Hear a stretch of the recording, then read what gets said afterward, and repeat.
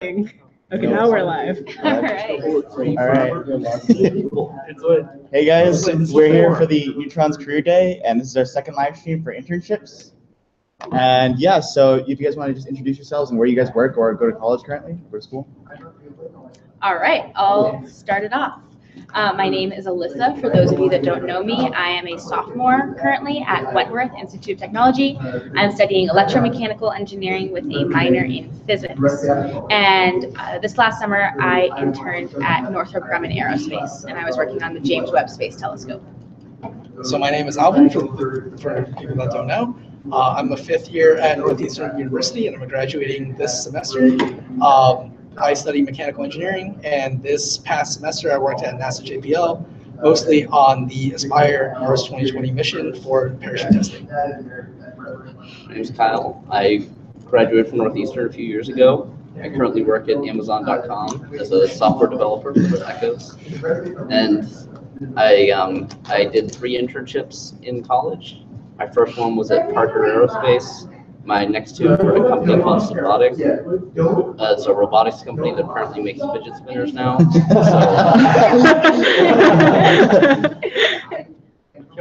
Really high quality fidget spinners. Robots that spin.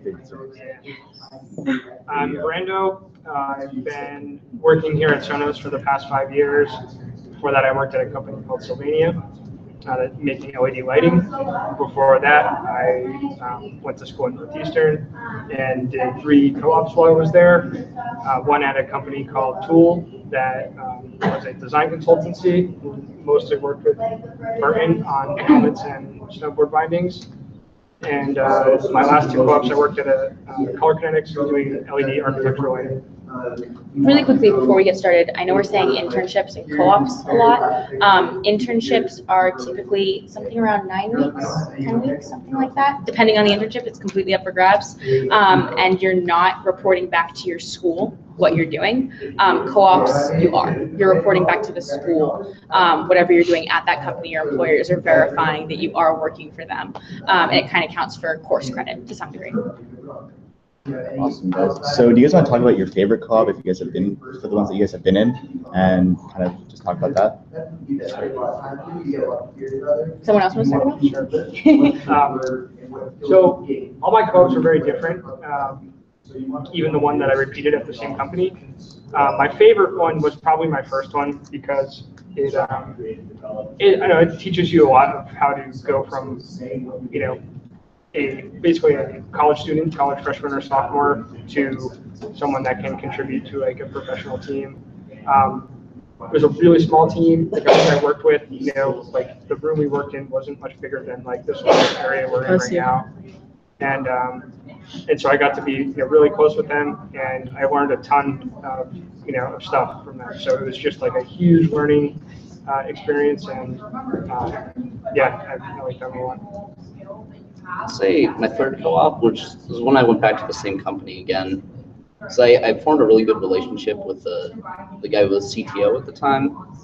And for the second one, I asked if I could come back. He really gave me an opportunity to like name my own project and explore something I was interested in. So really, going back that second time was really nice because I'd earned their trust enough that I really just got to really prove myself in a completely fresh ground, work very independently, and I got a lot out of it, got a really good experience. For me, the co-ops that I worked on have been really different because the first one I worked at a very small company, the second one I worked at like a subsidiary of Amazon, which is like a medium sized, and then the last one I worked at like a government contractor, which is pretty big.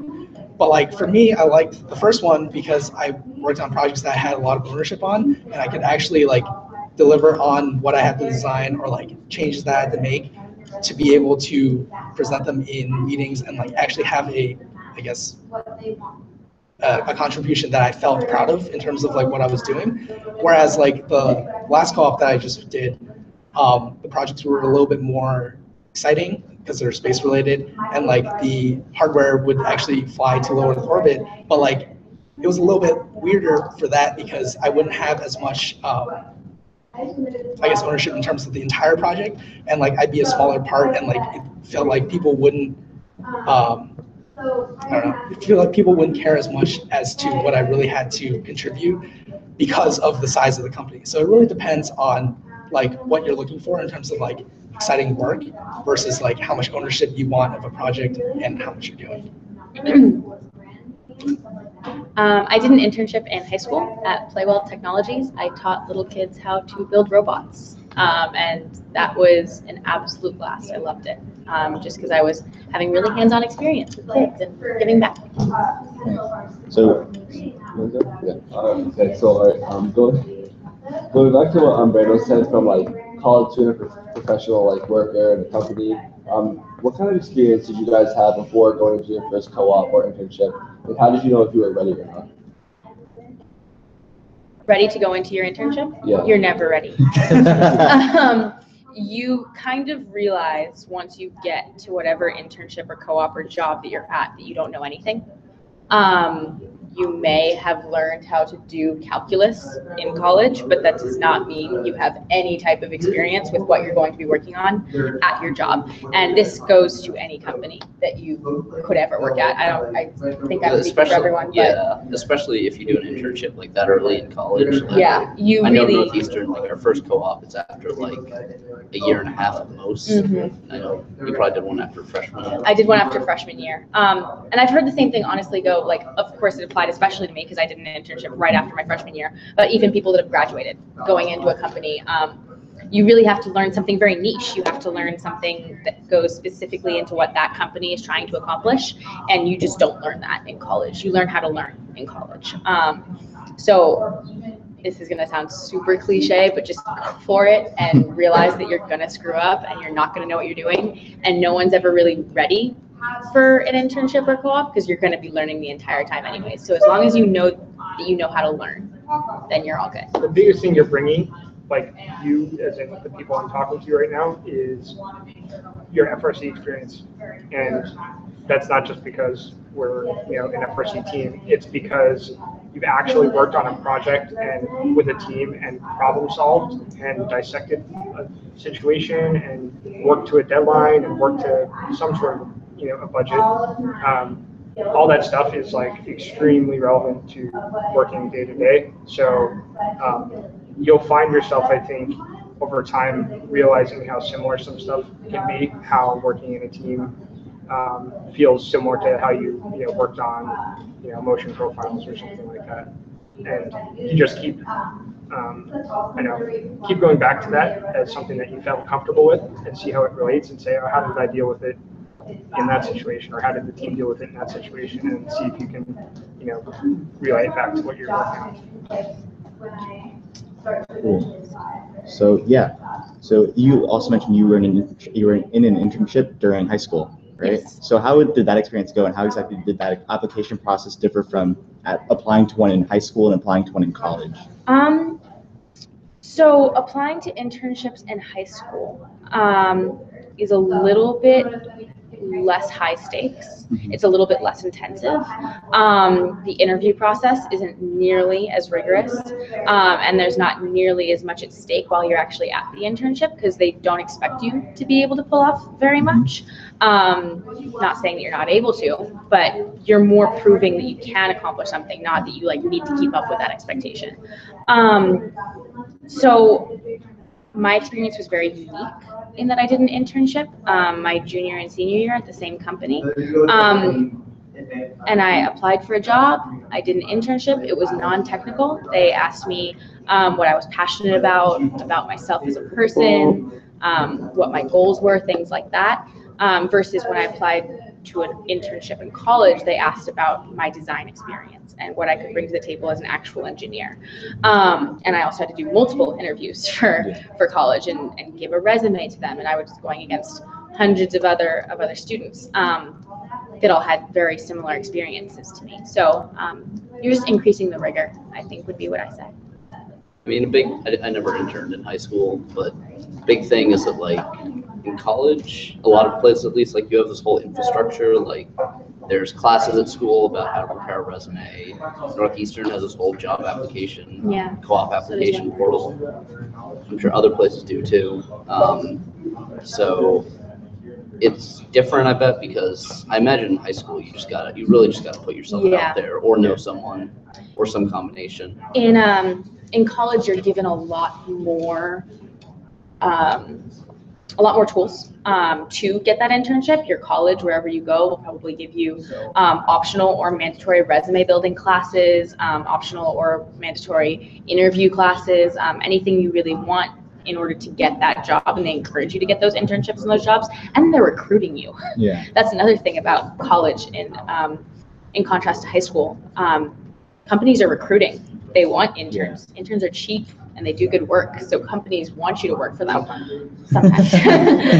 Versus when you're in high school, you really have to just Always cheap. always cheap, not always. Sometimes good. Whereas in high school, you kind of just have to go out on your own and throw it out there. But like on that point, like just if you don't have like you're not working at a Sonos or Amazon in high school, that's totally fine. Yeah.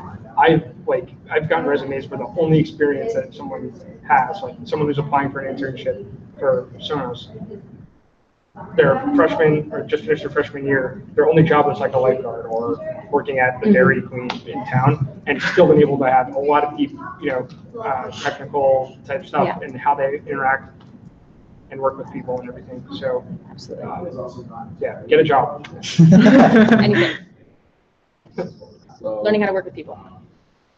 what you said that you were like, when you were applying against hundreds of other students that had very similar experiences to you. So that means you're all pretty much similar. So when applying for those internships, how did you make yourself stand out, and how do you make yourself better, I guess, than the other applicants? Real stories are my usual go-to.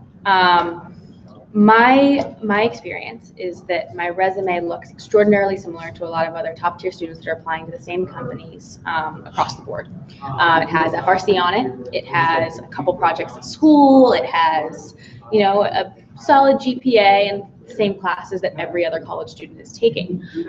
So if I can get past that first step of getting an interview from that resume, the second I get to that interview, I'm just focused on giving them stories, like specific experiences and specific problems that I've solved and experiences that I've had that make them remember me.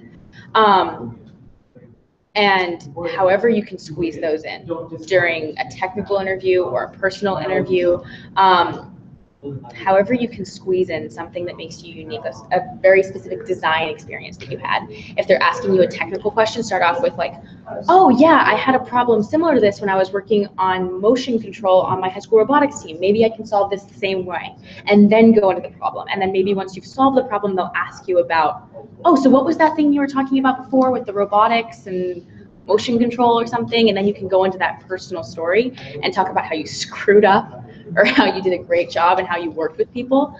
My first internship, I told a story during the technical interview about a time where I was molding a custom carbon fiber claw.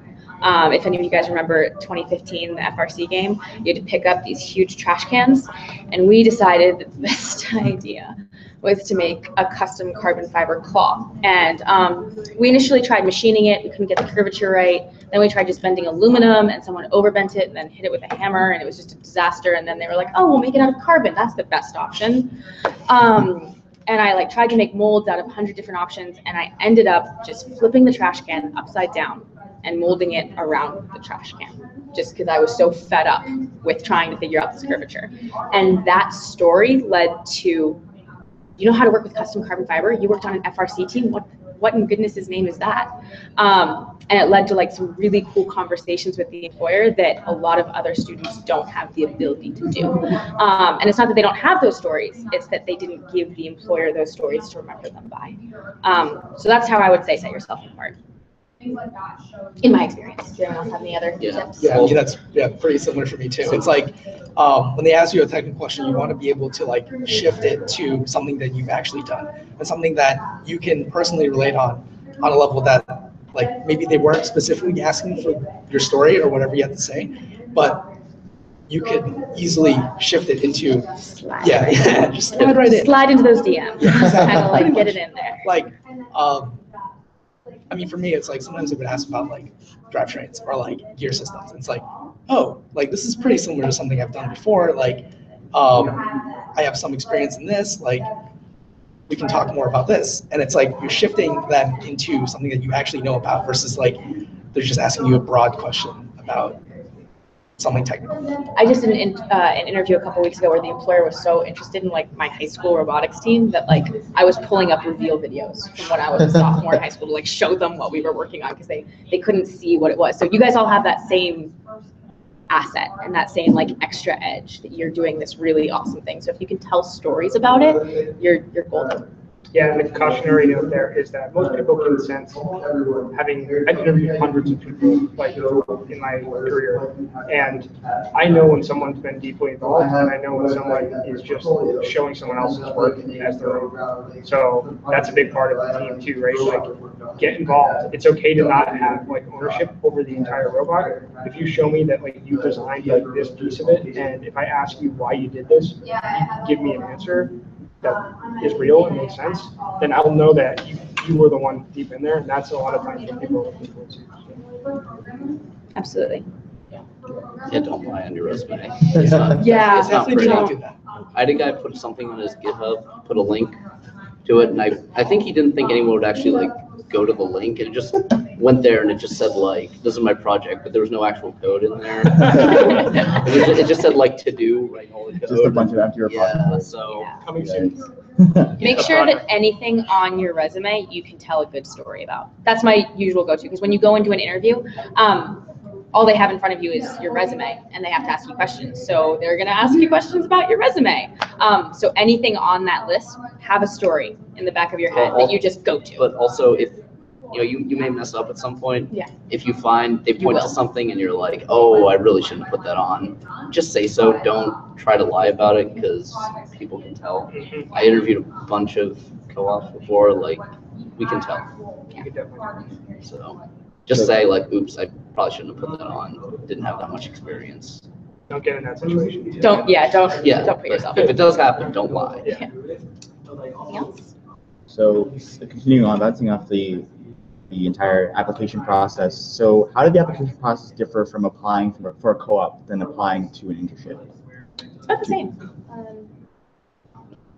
I think for me it's about the same. You just have to Alright. specify. Gotcha. The only difference with the co-op is that the employer is responsible for reporting to your school that you're working there. Yeah. Some schools require a co-op. That's what a co-op is, basically. Schools will require that you complete a certain amount of weeks working 40 hours a week at a company that has to do with your degree.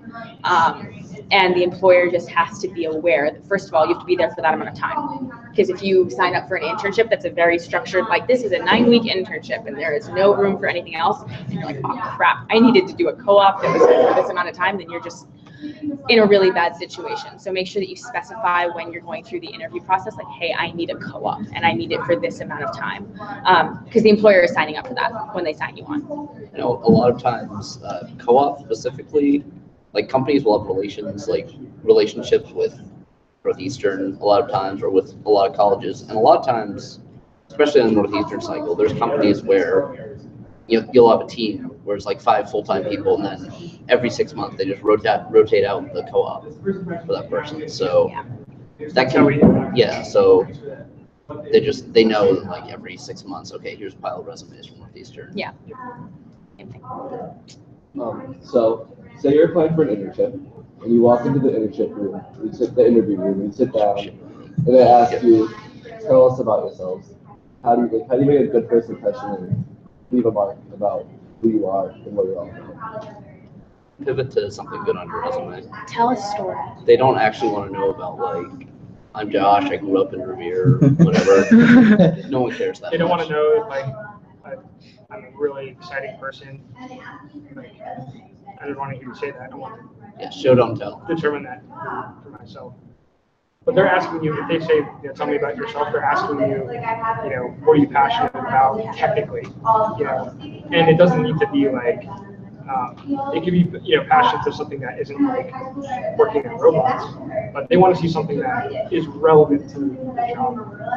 And maybe at the end, if there's other stuff and you're trying to fill some time, you can talk about a hobby, or something. But especially early on, when you're trying to make a good first impression, come in, talk about stuff that it's on your resume. It should be on your resume for a reason. Hopefully you have a portfolio you've built, stuff that you've worked on, examples. Go right into that and say, I'm really into this. Spend a lot of your time doing this. Here's a project I'm working on. Get right into it. They're looking for skills or like things you've worked on that can help that company, because like honestly that's why you're there. Like you're like the reason they're hiring you is not because they just need someone. It's like they want someone that can contribute, but also you're learning from this process as well. So you want to be able to showcase like what you can bring to them in terms of value, in terms of contributing. So like for example, like having a good hub that shows what you've worked on, or skills that you have that are beyond just coding, or like, you know what I mean? Also, one important thing, often a question you'll get is some variation of like, why do you want to work at this company? Why do you want this job? Make sure you actually know, know something about the job, but also like pick jobs where the description is interesting, right? The worst answer to give is, I just want a job. I just want an internship. I have to do it for school. Okay. People say that. Yeah. They're always No, people do say that. it puts you in such a bad place. Yeah. Yeah, but you gotta just say well, it's not even about what you say. Like pick job descriptions. Like, oh, that sounds like an interesting thing I want to do, and then say why you want to do that. Don't just say, okay, I applied to a bunch of jobs because they're jobs. Sort of pivoting off of what Kyle just said, what do you guys think we should look for in a potential internship? And what do you think we should try and take out of that experience? Brandon said something really good with the last group. Use your time in college as a way to figure out as much as you can what you like and what you don't like. There's so many, especially the engineering. There's so many different types of engineering jobs and engineering companies that if you can get a really good feel for what you really don't like and what you kind of think you might like and then what you love while you're still in college, it's a lot easier to just suck it up for 3 months and do a job that you don't like and then change it next summer than it is to change your career. If you're lucky, you'll find something that you really like or you really hate. Yeah. Right. You'll have a binary action. Where it's hard is when you do a co-op and it was like pretty good, and then you're like, all right, what do I want to do next? I can go back to that same, co-op or internship, or I could do something in the same field. But is there something better than that? And there's going to be situations in that where you're going to have to make a hard call about doing something that was pretty comfortable for something that's potentially binary again, amazing or terrible. Or again, maybe it's also pretty good and you just shouldn't be an engineer because you're just never going to really be happy. That's another thing that can happen. But the best thing you can do in college is figure out what you want to do afterwards. Not necessarily just focus on taking out of what you like and what you don't like in a company. And keep a tally. Don't let yourself forget. When you're applying to co-ops next year, you might be like, oh, this looks so good. And maybe last summer wasn't that terrible. Maybe there were some parts of it that I really liked. Maybe I could do this again. And then you're like, oh no, I gotta remember. You'll have someone remind you, no, you were really unhappy at that job for reasons X, Y, and Z. And this next company looks like it might be the same thing. Why would you do that? Spend that summer trying something new. The other thing to take out is a network, and that's something you should just be doing in your life no matter what. And that doesn't mean becoming Facebook friends with everyone you meet. Developing a real relationship and connection, getting people to realize that you exist, and building that network up over time. I can tell you right now that if any one of you applied to any job that's probably fairly interesting in Boston, I'd probably hear about it. Because you put neutrons on your resume, and people that I've worked with know who the neutrons are, the Northeastern robotics team is, and they'll email me, call me, and say, hey, what about Peter? You know Peter? Yeah. Yeah, I know Peter. But that's what you want. You want this network of people because that's what's going to help you. If you find a great company to work for, you can start bringing everyone in and say, here's a great company, everybody come here and work here. And there's usually compensation for doing that.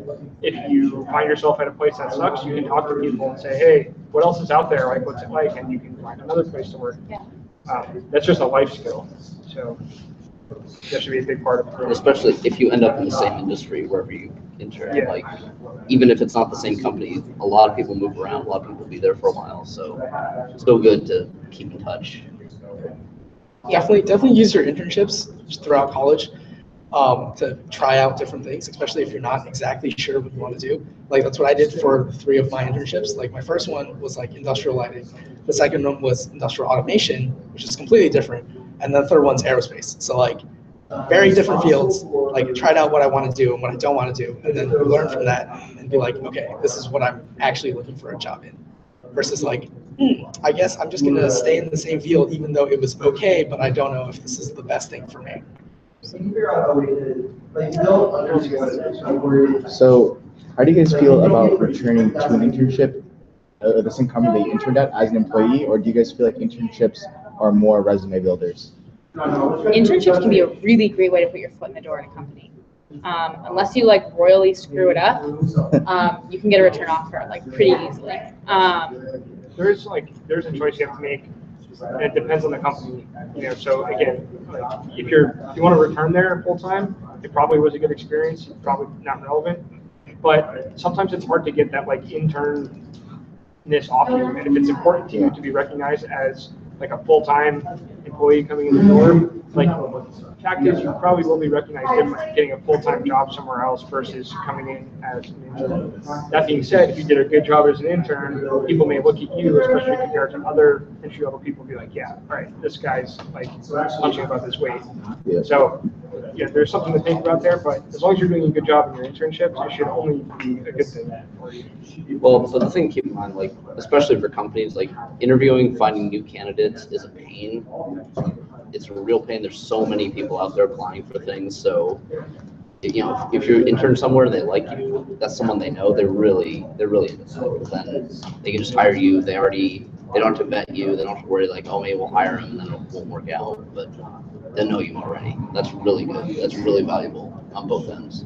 Especially with any companies with like legal onboarding processes. Like I worked at a defense contractor last year, and we had to apply for security clearances. And the secret security clearance is relatively easy to get, but it does cost money for the company. They do have to pay the government money to get you that secret clearance. And then when they asked me if I wanted to come back this summer, I would be working on a top secret classified project, and that involves $30,000 coming from the company to the government to get me vetted throughout the course of an entire year. So the point of this is that if you really like a company, and any company that has any type of security vetting type of thing that you have to go through, if you can do that as an intern or as a co-op, you're really valuable to them because they don't have to do it again. They don't have to pay that money to the government again. And they don't have to have another person on their liability for if something goes wrong. So that's another thing to keep in mind. And also, like, for most full-time jobs, well, it takes a while to get someone up to speed, to be like a full member of the team. Someone starts, they're not very useful for a while. Company's probably losing money on you for a bit. So For a while. No, it's definitely true. It's totally true. It's like, we don't count on people who join here to like contribute anything for like the first 4 months at least. That's how long it takes to get integrated into a team. So if you really like a place, and for them especially, like they see you already know all the internal company stuff, that's really valuable for them too. And for you, like you start your full-time job, you jump right in as a more contributing member. Any last questions? Yeah. Oh, okay. 5 minutes. Last questions. What's up?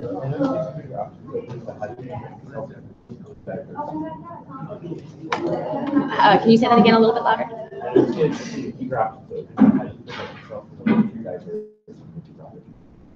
Too diverse when looking for opportunities. So I think what I said before, like any job you apply for, know why you're applying for it, what's interesting about it. If there's a lot of different things you're interested in, that's okay. Just again, for all of them, know why you want to do it, right? It'd be weird if you applied to a bunch of really different jobs and we're just like, I want a job. Don't know apply. why. Don't apply just to apply. Apply because you think that this will be beneficial to what you're trying to get to.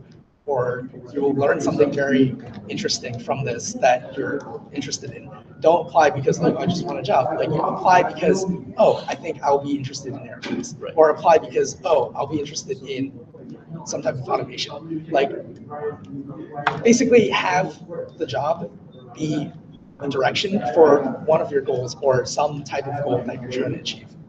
And so if you have a lot of different things you want to try, there's nothing wrong with that. Just, again, know why you're doing each one. All right. We have like 2 minutes left. Any last questions, or we can wrap it up? All right, thank you guys so much. We'll be having our final live stream next about resumes, so please